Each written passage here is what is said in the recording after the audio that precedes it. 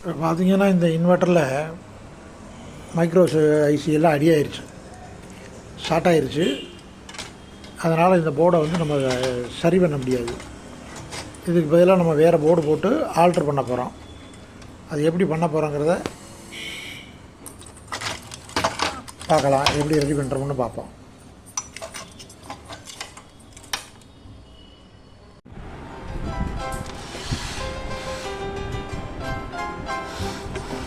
வேறு போர்டு மாற்றியிருக்கோம்.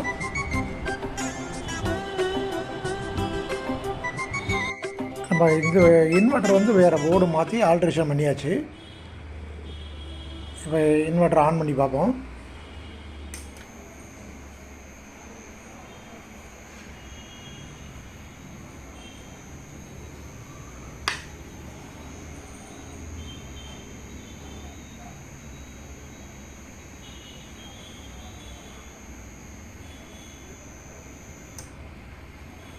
இப்போ fan, cooling fan ஓடுது.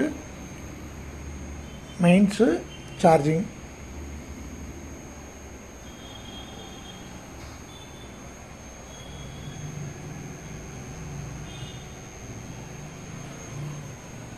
சார்ஜ் ஆனோடனே இந்த கூலிங் ஃபேன் ஆட்டோமேட்டிக்காக நின்றோம். ஃபில்டருக்காக யூஸ் பண்ணியிருக்கோம் கெப்பாசிட்டர், நாய்ஸ் வராமல் இருக்கிறதுக்காக. சைன்வேயில் ஏற்கனவே நாய்ஸ் வராது, இருந்தாலும் ஸ்மூத்தாக இருக்கிறதுக்காக ஃபில்டர் யூஸ் பண்ணியிருக்கோம். சார்ஜிங் ஃபுல்லாகிடுச்சு.